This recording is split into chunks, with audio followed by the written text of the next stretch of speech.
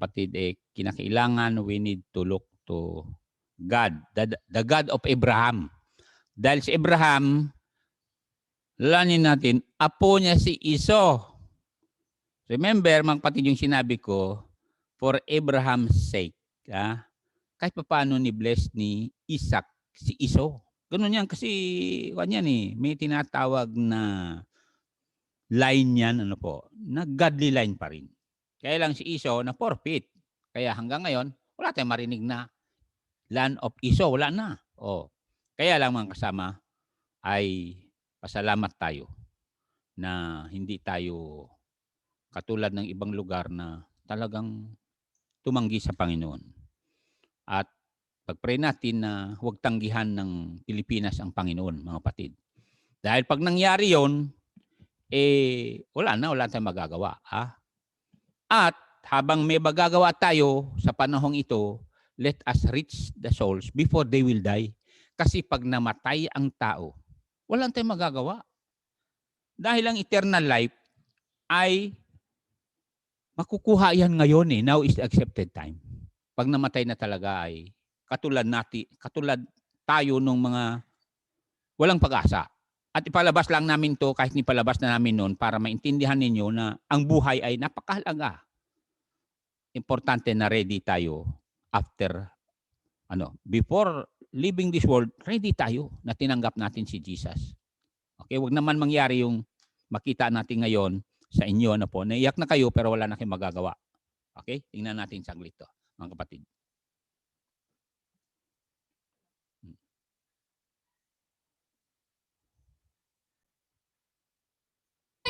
डॉक्टर चिल्लाते रहे कोई डॉक्टर नहीं आया कोई डॉक्टर नहीं आया कोई डॉक्टर नहीं आया क्या करें मंदिर का इंटरव्यू लेने के लिए बैठे हैं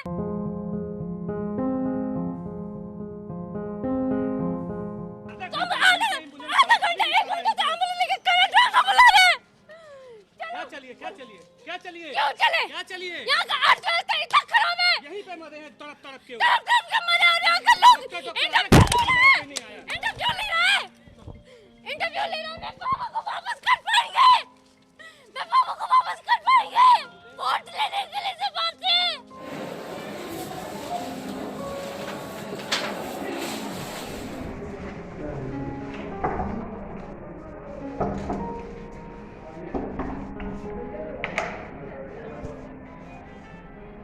मेरे सामने कोई नई मौत हुई है, आप गलत कह रहे हैं।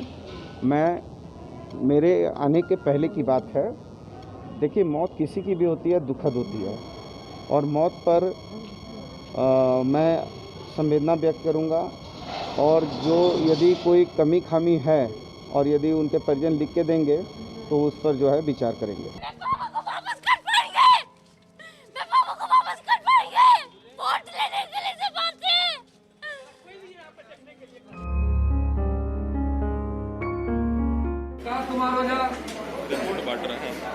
रिपोर्ट बांट रहा है इतना भीड़ लगा के ना बांट रहा है खांसे रहा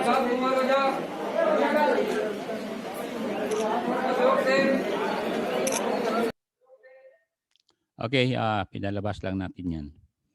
Dahil wala ng medicine, wala ng oxygen, namatay. Mga kapatid, as I said, hindi kita kailangan mamatay ang tao na nandiyan pa rin ang kasalanan. Dahil alam natin na may Jesus na taga-alis ng kasalanan, tagapagpatawad ng kasalanan. Kaya nga, bago umalis si Jesus, umakyat sa heaven, ay sabi niya, you go into all the world and preach the gospel, na pwede mapatawad ang tao sa kanyang kasalanan at mahugasan ang kanyang kasalanan pag tinanggap si Jesus. Sa John 1:29, pakinggan natin to at basahin. Dahil, nung tagi mo, wala man lang gamot kaya namatay ang tatay. Napakasakit na mamatayan ka, pero mas masakit na ang isang tao itapos sa dagat-dagatang apoy na hindi napatawad sa kanyang kasalanan. Samantala, si John the Baptist, isinigaw niya ito noon. Kaya hanggang ngayon, tayo mga Baptista, isigaw natin yan. Lahat tayo, siyempre, you support. Kaya nakakarating ito sa ibang lugar. Whole world. Ano sabi niyang verse na ito? Still we can say, with John 1:29, ganito. The next day, John see Jesus coming unto him and said, itong ginagawa natin sa mga tao, behold, the Lamb of God, which take away the sin of the world. Yung word na behold ay, stop, look, and listen. You stop and say, oo nga, makasalanan ako.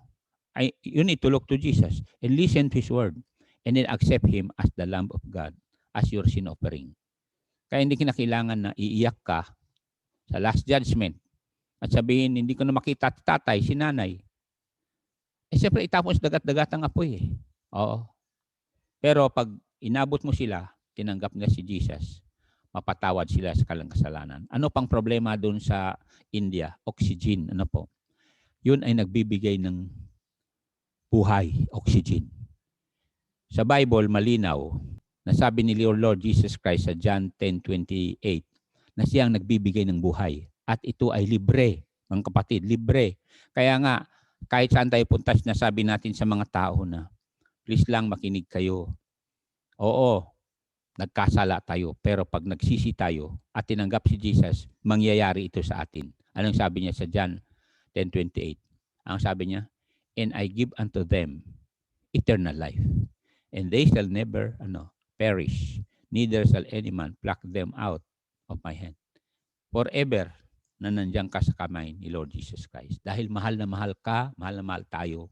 At ano mangyari man, mamatay ka man, basta tinanggap mo si Jesus, ayon dito sa Romans chapter 8, 38-39, mapansin nyo rito na oras na tinanggap mo si Jesus, you deposit your soul into the hand of Jesus, ay no matter what, hindi ka na mawawala sa kamay ni Jesus. Ano sabi niya? 38, for I am persuaded that neither death, pansin nyo dyan, nor life, nor angels, kasama Satanas, nor principalities, nor powers, nor things present, yung mga COVID na yan, nor things to come, Third World War, nor height, sabi niya sa verse 39, nor depth, nor any other creature shall be able to separate us from the love of God which is in Christ Jesus our Lord.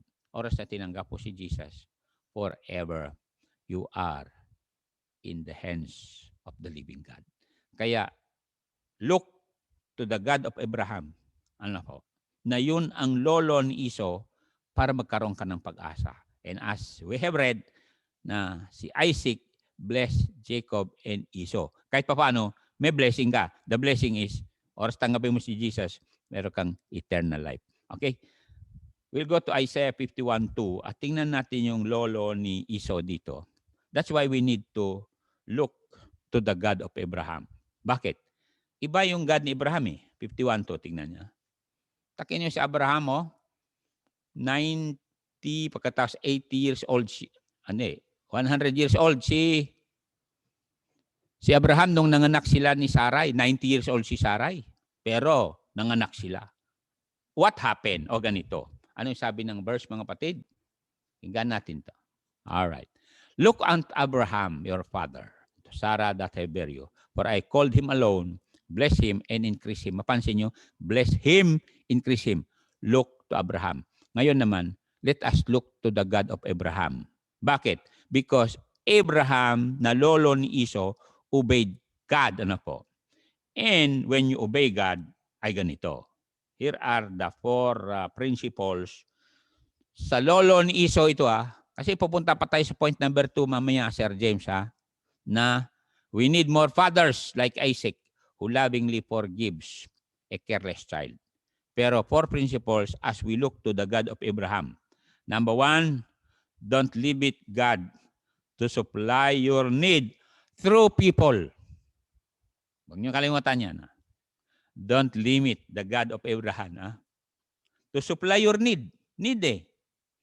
In fact, may mga need ka na hindi mo iniisip, pero alam ng Diyos. Don't you know that? Katulad yan. Good health, protection. Sino ang mapakapangyarihan para iprotekta tayo? Ang Diyos lang. So, don't limit God to supply your need through people. O katulad nga yan, through people, medicine, di ba? Oxygen, pag namalengke ka, through people, mga yan, di ba? Employer mo. Ngayon, mga kapatid, look to God. Dahil nakalagay naman yun sa Bible, di ba? na gagamit ang Diyos ng tao para ibigay yung kailangan mo. Punta muna tayo sa Isaiah 43 para meron kayong verse dyan na importante. May customer ka, may kliyente ka, meron kayong tinatawag na pasyente, ganun kung doktor kayo, at meron kayong mga, mga customers as I said. Punta tayo sa 43 and verse number, ay ito na mga kapatid, para meron kayong maalala sa verse number 4. Ayan, 4. Okay? Nandiyan na kayo mga kapatid. Ito, dahil mahal na mahal kayo nga ng Diyos, huwag niyong isipin na hindi kayo mahal ng Diyos. Diba? Kaya, ang sabi niya, since thou was precious in my sight. Sabi ng Diyos, you are precious in His sight. You are the crown of His creation. Ikaw pinaka-apex ng creation ng Diyos. Epitome nga, sabi nila. Sabi niya, since thou was precious in my sight, thou hast been honorable, and I have loved thee. Therefore, will I give men for thee, and people for thy life. Kaya what you sow, you reap. Dahil umaabot tayo ng mga kaluluwa ng tao, ang gano'n din ang Diyos. Binibigyan kayo ng blessing para mapakain natin ang mga tao sa bread of life and water of life. Para hindi sila mauhaw. And then God will bless you dahil what you sow, you reap. If you sow into everlasting, spiritual, God will bless you more, spiritual. Ganon din sa physical. Bakit? Sabi ng Diyos sa Psalms 50 verse 10, the world is mine. Akin lahat ang nandito sa lupang ito. And I'm just looking for people whom I can trust. Kaya nga, malinaw sa Bible na, sabi na Apostle Paul, pinagkatiwalaan ko ng Diyos ng ministry. Sabi na Apostle Paul yun. Ganon din sa akin, ganon din sa inyo, ng mga hanap buhay. Binigyan ka ng talino, binigyan ko ng lakas. Malinaw na mata para makapagtrabaho kayo. You see? Hindi kayo na COVID. Salamat naman. Katulad nga, pastor na COVID sila ha. As I said nga, nakaburol pa si Pastor Bobby Widwidan sa Baguio. Bata pa lang yun sa akin. Early 50s pa lang yun. Pastor yan. Katulad din ng pastor dyan Santa Marcela. Pastor sa Olongapo last week. You see, ganun lang buhay. Pero gamitin natin ang ating buhay para sa Panginoon. So, don't limit the God of Abraham to supply your need through people. Number 2, don't limit the God of Abraham to station you in your place to serve in your promised land. Patapos na tayo sa promised land, pero lagay natin yan, Sir James. Pero kang promised land, big sabihin, nandiyan ka, may trabaho ka, nakakakain. Big sabihin, kahit papaano, meron kayong natatanggap. Meron kayong income. Okay? Don't limit the God of Abraham, na lolo ni Esau ito, to station you in your place to serve in your promised land. Ganun yan. Meron kang promised land. Nakita niyo mga kasama. Pastor, nilagay pa talaga ako ng Diyos sa akong trabaho. Pasalamat ka na may knowledge ka, kaya nilagay ka ng Diyos yan. Hindi aksidente nga na nandyan ka, kapatid. That is your place. God placed you in your promise. Ni-station ka dyan. Kaya nga, pasalamat ka palagi sa Diyos na dinala ka ng Diyos dyan na maging blessing. Remember, I'm here to be a blessing. Ganun sasabihin nyo, blessing ka, nanay ka tatay ka, blessing ka, employer ka, o blessing ka, manager ka, o director ka, supervisor ka, abogado ka, dentist ka, physician ka, because, sabi ng Diyos, you are a chosen vessel. Katulad nga naglagay ng baterya sa aking sasakyan. Alam niyo mga kapatid, sabi ka nga, Pastor Gilbert, paano na ito? Paano na ito? Tinawagan, dumating, di nakakatakbo na kami, kaya pwede na kami makalabas. Mamaya, lalabas kami dito sa Apayaw, punta na kami sa bahay niyo, ha? Okay. Genesis 50. Okay? Ano sabi niya rito? Sa verse number 19. Verse 19, 50-19. Ano sabi niya? Joseph said unto them, fear not. Oh, tingnan niya mga kapatid. Fear not, for I am in the place of God. Ibig sabihin, siya ang ginamit ng Diyos para makakain yung mga kapatid niya. Mga kapatid, may nakakakain dahil sa inyo. Don't you know that? Dahil din sa atin dito, may nakakakain kasi talagang, magpapatala na naman ako. Dahil sa inyo kung anong ipadala ko sa mga foreign missions o kaya sa local missions kung wala kayo. Kaya ang blessing ko sa inyo, ay sabi ko, Lord, bless your people much more than they were, praying for. Hindi nyo ba alam na may request ang magkakapatid kay Jesus? Ang request lang nila ay simple lang. Simple. Pero si Lord Jesus, mas matindi yung sagot niya. Kesa yung request, alam niyo request nila, pakinggan yung request nila sa John chapter 11. Ang request ng magkakapatid, simple lang naman. Okay, nandyan na kayo ha? Ano sabi niya rito? Sabi ng Bible, sa verse number 3, 11:3.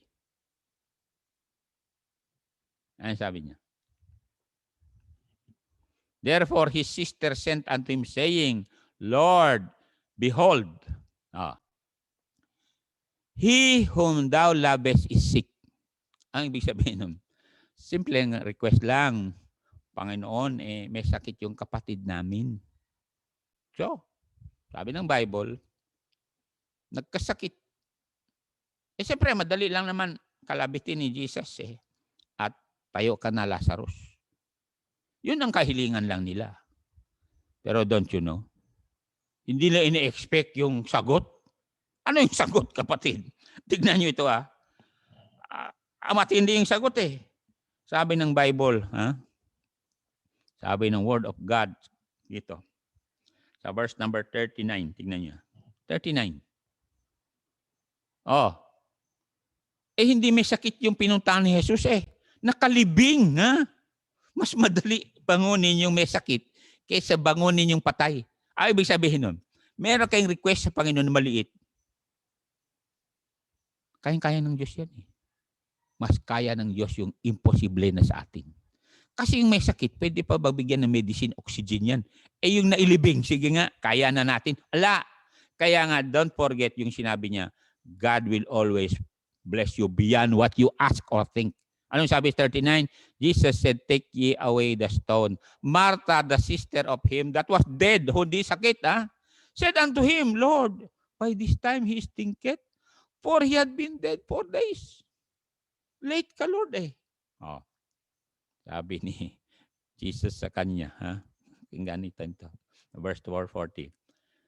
Jesus said unto her, said not I unto thee that if thou wouldest believe and see. Yan ang sa atin to believe is to see. Thou wouldest see the glory of God. Bakit? Pakinggan ninyo ang promise ni Lord Jesus Christ sa verse 25. Sa verse 25. Kaya maaring kayo dyan, don't limit God naman. Jesus said unto her, I am. Kaya nga yung mga namatay na loved ones natin, bakit mag-alala kayo dyan? Iiyak pa kayo. Oo, iyak kayo kasi walaan sila. Pero, don't you know, mas masaya sila sa langit. Banding doon. Ang sabi ng Lord Jesus, I am the resurrection and the life. He that believeth in me, though he were dead, yet shall he live. Ano ibig sabihin nun? Babangunin ko siya ngayon, sabi niya. Kaya lahat ng namatay, kung mag-rapture ngayon, babagunin ni Lord Jesus Christ. Okay. Anong ginawa ni Lord Jesus Christ? Dito sa verse number 43 and 44. Tingnan niya. Kaya God will give you your request beyond what you ask or think. And when he had spoken, he cried with a loud voice, Lazarus, come forth. And he that was dead came forth. Kaya yung mga matitagas na ulo ni Esau, dead na yan pagdating sa salita ng Diyos. Mag-pray kayo kay Lord Jesus. Babangunin ni Lord Jesus Christ mga yan. Bubuhayin ang loob nila. Nga pala magkaka-third world war, magkaka-COVID. Naku, pag nadapuan niya ng ubo, mag-pray na yan kay Jesus, Lord, nagre-repent na ako. Ay, sasabihin ko sa inyo. And he that was dead came forth, bound hand and foot with grave clothes, and his face was bound about with a napkin. Jesus said unto them, loose him and let him go. You see mga kapatid? So, because we believe and look to the God of Abraham. Don't limit God to supply your need through people. Don't limit God to station you in your place to serve in your promised land. Number 3, don't limit God to solve your problems through providence. Ulitin ko. Don't limit God to solve your problems through providence. Okay? Through providence. Ha? Ibig sabihin, God provide. Pangalan niya, Jehovah Jireh nga eh. Ha? Kung kailangan mong kapayapaan, Jehovah Shalom. Kung kailangan mong overcomer ka, Jehovah Naisi. Kita niya, ang malinaw yan sa Bible, mga kapatid. 300 lang sila Gideon, di ba? Tinalo nila ang dami-daming tao. Bakit? God is there. Banner that goes before them because the battle is the Lord's, not ours, kapatid. Kaya nga sabi ng Bible, be still and know that I am God. Diba? Naalala Sea of Galilee? Talagang umaapaw na yung tubig dun sa bangka. Sabi ng mga disciples, Lord, carest thou that we perish, mamamatay na kami. Ang dami ng COVID dito. Nandyan sa kalsada ng mga COVID. Punong-puno yung hospital, Lord, we perish. Ang sabi ni Lord Jesus Christ, sandali, sabi niya, where is your faith? At least tumawag sila kay Lord Jesus. Ang sabi Lord Jesus Christ, kinausap yung storm at saka dagat. Sabi niya, peace, be still. 3 words, peace, be still. Ganon din sa inyo ngayon. Bibigyan kayo ng Jesus ng peace. Bakit? Pakinggan nyo ito. Philippians 4:19, ha? Marami kang kailangan, pastor. Alam niyo, kailangan nyo, sabi nga sa mga pastor, kaldero, kawali, kasirola, stove. Bigas marami? Oo. Punta kayo rito, mga pastor, bigyan kayo maraming bigas. Kailan bawal punta rito? Ano sabi niya? Basahin natin ito, i-memorize nyo ito. Ano sabi niya? But my God shall supply your need. Hindi your need, all your need. Pwede ba? Huwag niyong balitan ng salita ng Diyos. All your need. Ito nga ako 47 years nagpe-preach. All talaga. Sabi ko sa inyo, libre yung bateryan, ang ganda-ganda baterya. All nilibre ng Diyos All your need according to His what? Riches in glory by Christ Jesus. Mayaman ang Panginoon. And He knows your need even though you don't know your need. Kaya niyan, aring need mo. Broken heart ka. God will heal your broken heart. Don't you know that? Bakit? Everything is in His hand nga. He is in full control. Naalala niyo ulit yung aking sinabi sa inyo, di ba? Na naglayag ang isang bangka nung araw. Pagdating sa Atlantic Ocean, nagkaroon ng turbulence. Noong nangyari, nahulog yung mga pasahero doon sa mga higaan nila sa barko. Tapos yung mga tao nagpapanik na kasi kumikidlat, kumukulog. Yung pala, sandali lang yun. Sabi ng mga tao, we perish, we perish. Nagising yung bata. Mami, sabi niya, what's happening? Sabi nung nanay, there is turbulence, sabi niya. Oo, yung squall ba? Parang hipo-hipo yun sa dagat. Sabi niya, Mami, where's Daddy? Your daddy is the captain of the ship. Sabi nung nanay, sabi ng bata, if my father is the captain of the ship, I would rather go to sleep. He is in full control. Mga kapatid, we always pray, our Father, which art in heaven. We have a Father who will never be affected by COVID, and He can extend His covering hand upon you and your family and say, peace, be still. Because, ano sabi niya rito? Psalms 46 verse 1. Pakinggan niyo ito, mga kapatid. Para naman ma-encourage tayo sa panahong ito, huwag kayong matakot. Why will you fear? When God is near, sabi nga ng songwriter. Ano sabi niya? God is our refuge. Alam mo yung ibig sabihin ng refuge, kapatid? Katulad sa Vietnam nung araw, pinagbobomba ng mga Amerikano, yung mga kuweba hindi pwede pa rin na masira. Kaya nanalo yung mga Vietcong God is our refuge and strength. A very present help in trouble. Pwede naman dyan, a present help in trouble. Very pa. He is closer than you think. He is with us. He is for us, and He is in us. And sabi niya, greater is He that is in you than he that is in the world. Kaya, why will you fear? when God is so near. Ha? Kita nyo? Kaya nga, sabi ng isang missionary, do you see that hawk, sabi, yung mangdaragit ng ng mga manok? Yes, sabi daw nung isang missionary. You see my farm? Sabi daw, yes, I see those chicken. You see that hen? That hen is so big, sabi daw. No, that hen, when she saw that hawk, yung eagle, called all the chicks to come under her wings. And now the hawk cannot see the chicks because all the chicks were under the wings of the hen. Pakinggan natin Psalms 91. Ha? Psalms 91. Verse number 3. Ano sabi niya? Psalms 91:3.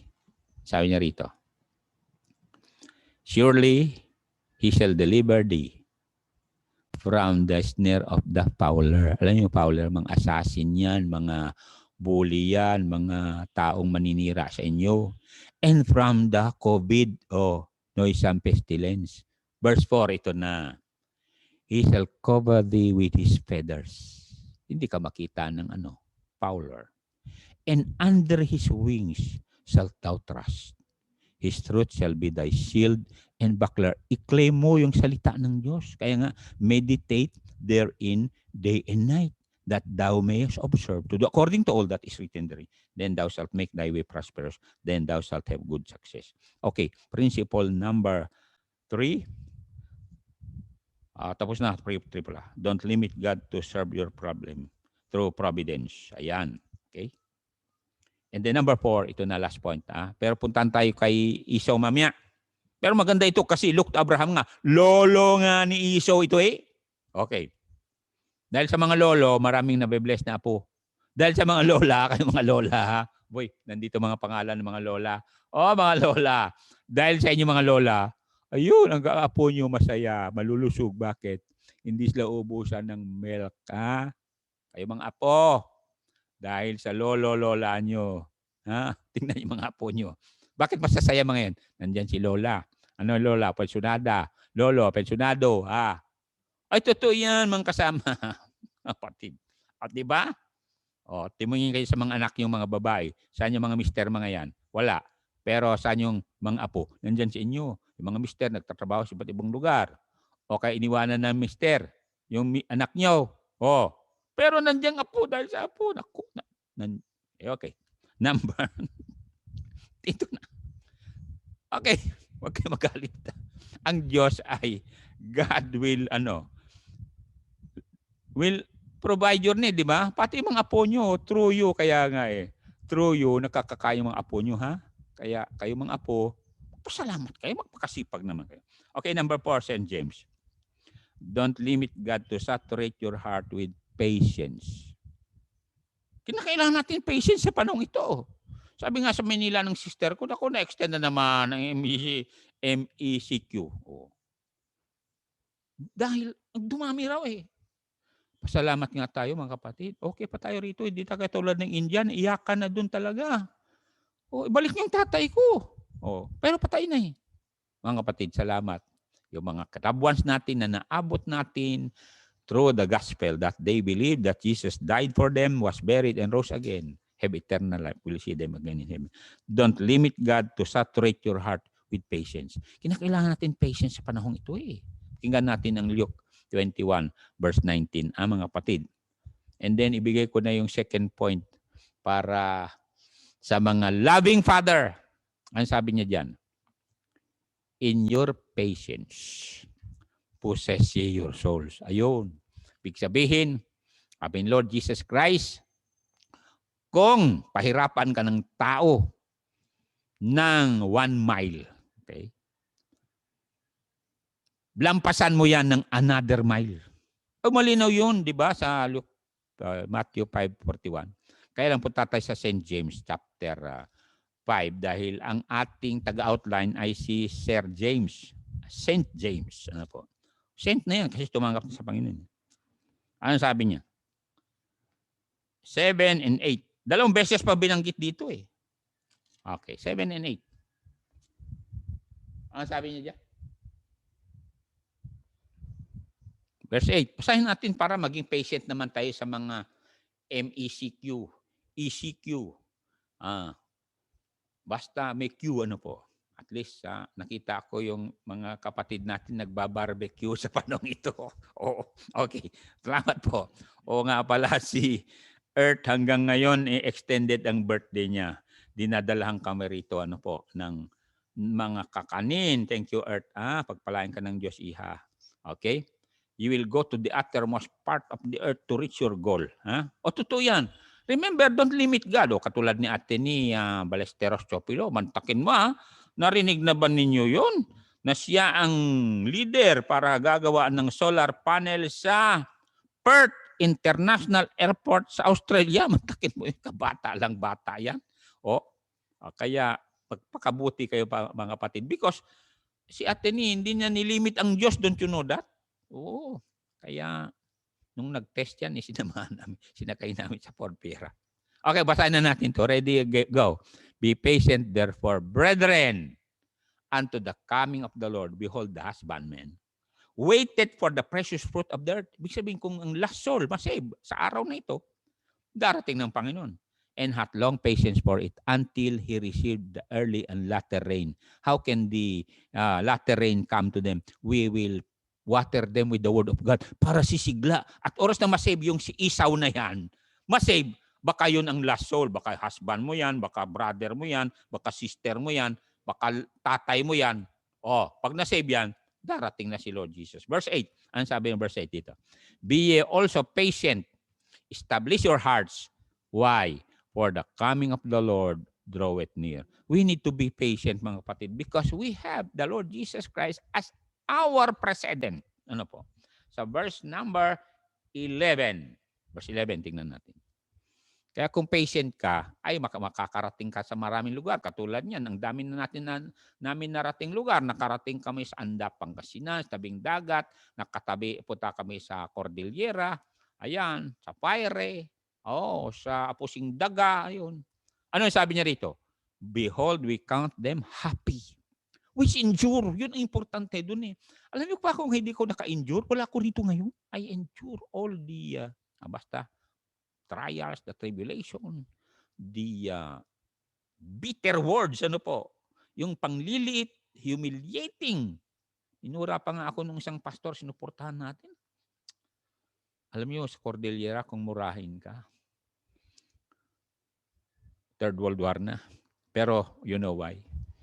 God said, forgive. 70 times 7. We count them happy which endure. You have heard the patience of Job. Ang ganda nyo. And have seen the end of the Lord, that the Lord is very pitiful and of tender mercy. Bakit sabi niya? Nakakaawa, pinagpapalo yan, kinoronan ng tinik. Lumabas pa nga yung mga buto sa likod niya. Tapos hinubaran pa. Pinako, pagkatapos, pinako pa, tapos sinaksak pa sa gilid.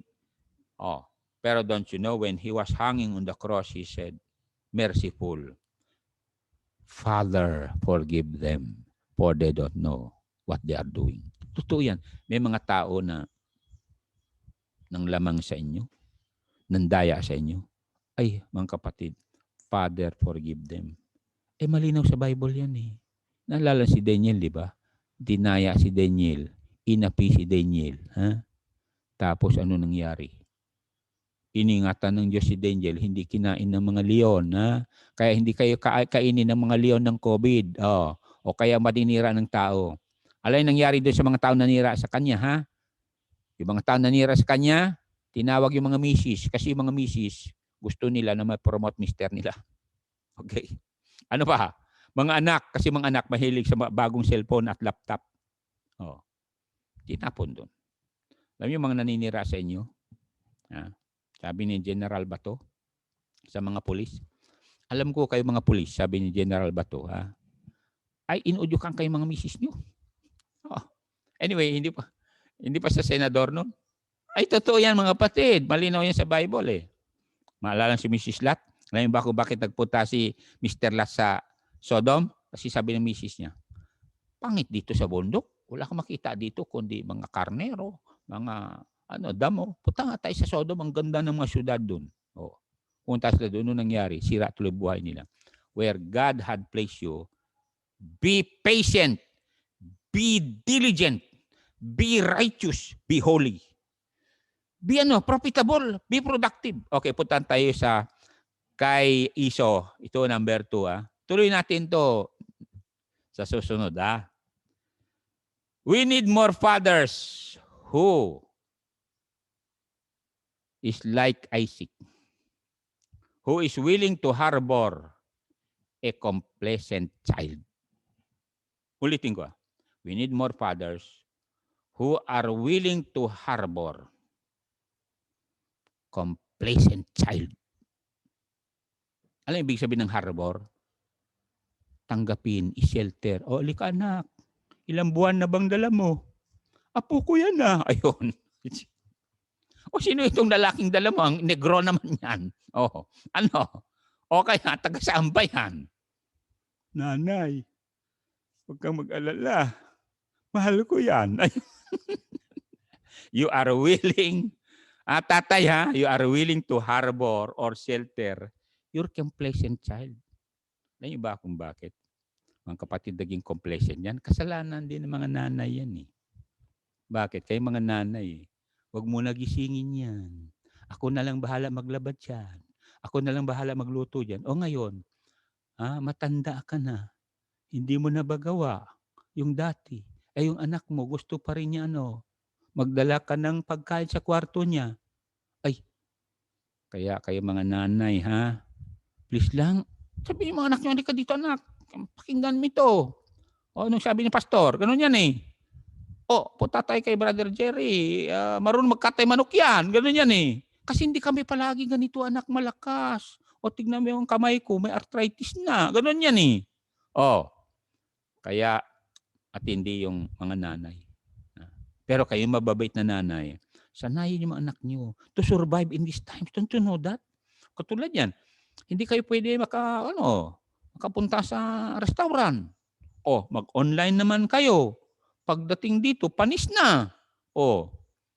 Ngayon, anong gagawin niyo para nutritious yung pagkain niyo? Abay, kayo na mo rin mismo magluto, wag maraming asin, sabi ni Dr. Gonzales. Bakit? Magkaka-arthritis kayong pala. And then, huwag kayong inom ng mga matatamis. Please lang naman. Oo, mamaya ganda nga ang mukha nyo, pero mukhang matamis, pero kawawa naman kayo. So, salamat kay Isaac na kahit papano, he blessed Jacob at Esau pa rin. Kaya kayo mga tatay, sabi niyo sa anak niyo, halika dito, rebelde kong anak complacent kong anak Halika nga dito, i-bless kita. Sa oras na ito, pinapatawad na kita. Pakinggan natin ang Luke 15. Ganito ang gusto ng Diyos sa mga tatay na meron kayong Esauic anak. Esauic. Bakit Esauic? Very weak sila pagdating sa trabaho. Totoo yan. Maghawak lang na walis Akala mo nakahawak ng 10 kilong bigas. Ang bigat. Okay, so chapter 15 to Anong sabi ng Bible? Verse number. Yung sabi niya sa verse 18? Tingnan niya.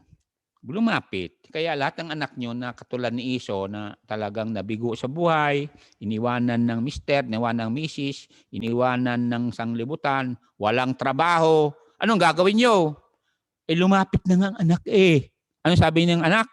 I will arise and go to my father and will say unto him, Father, I have sinned against heaven and before thee. At anong ginawa ng father sa verse 20? Tingnan sa verse 20. Anong ginawa ng tatay? Tingnan mga kapatid, anong ginawa ng tatay? Kaya kayo mga tatay, salamat. Meron pa kayong puso katulad ni pusong Isaac. And he arose and came to his father. But when he was yet a great way off, his father saw him. Hindi nyo ba alam, nakikita kayo ng Diyos ngayon? Kahit nasa lugmok na kayong kalagayan. His father saw him and had compassion on him and ran and fell on his neck and kissed him. Mantakin mo. Amoy ng amoy ng diaper yung anak nyo kasi yung diaper nung dala-dala niyang baby hindi pa napalitan. Oh. Ano gagawin nyo? Ako nang bahala dyan sa diaper. Ako nang mahugas sa puwit ng aking apo. Oh, ang ganda, di ba? Sa totoo mga kapatid, madali lang. Maglinis sa apo. Lalo lang mahal na mahal apo mo. Bale, wala yan. Isprayan mo lang ng tubig yung okay na. At punasan mo ng tuwalya mo. Okay, good.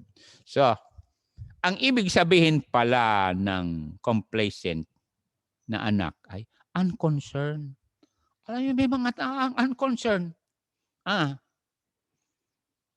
Nandyan ang sinag ng araw, ayaw pa rin magising. Oo. Nasusunog na yung sinaing, ayaw pa rin patpuntahan patayin. Kasi nga kailangan pa sabi ng nanay yung sinaing ko. Nakita niya? Matakin mo.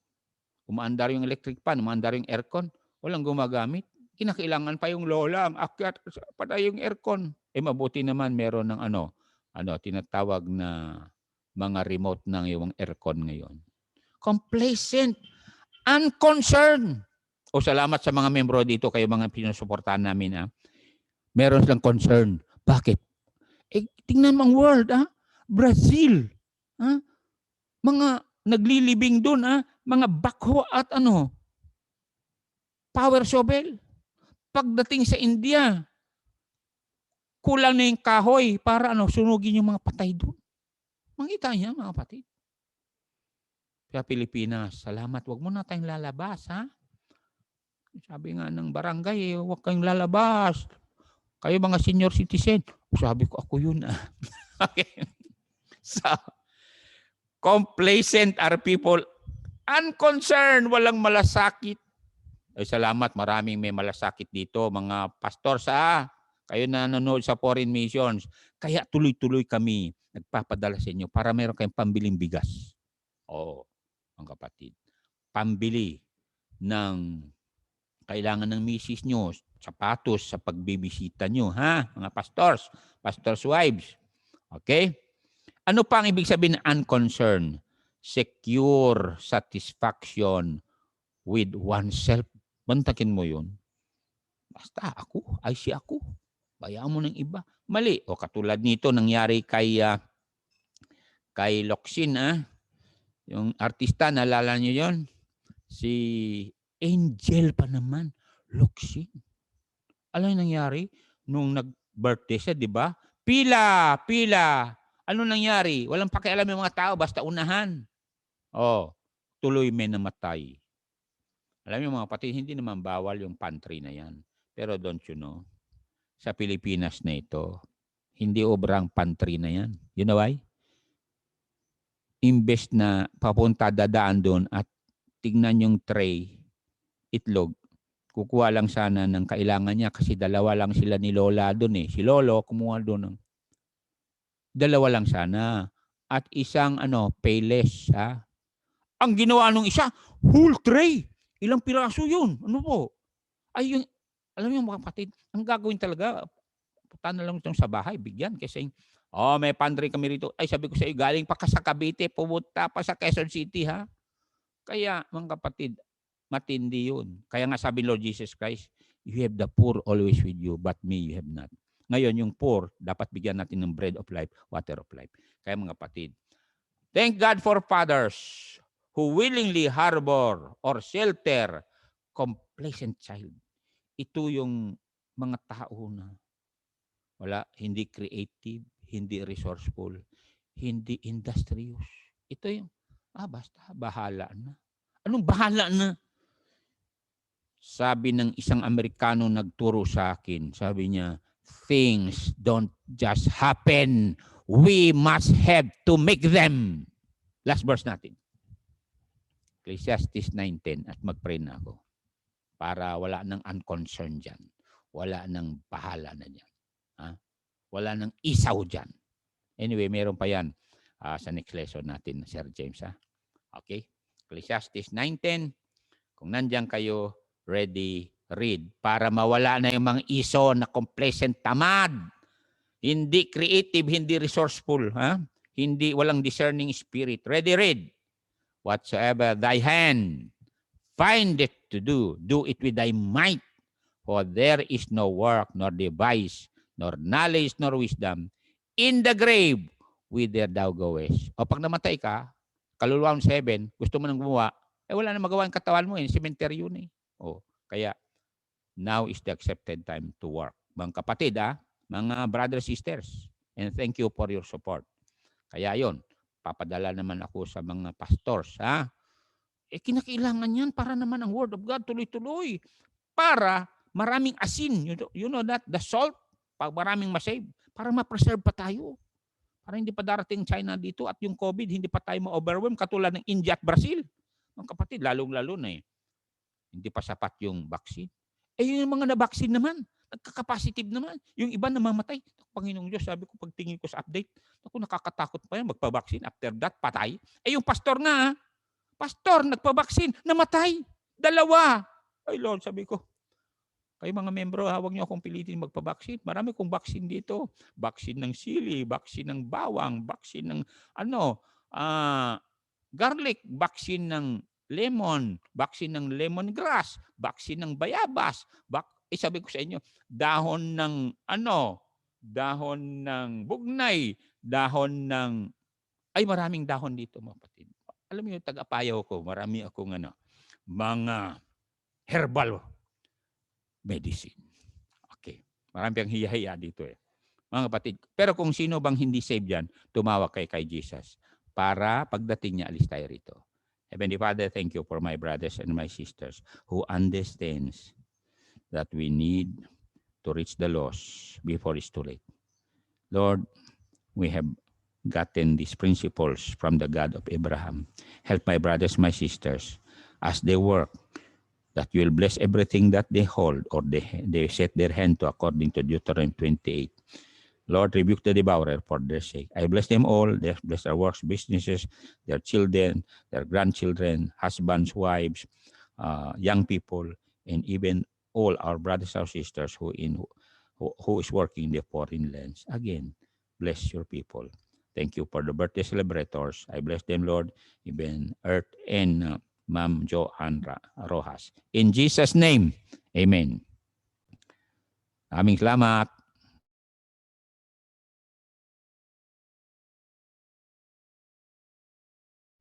Thanks to God for my Redeemer. Thanks for all thou dost provide.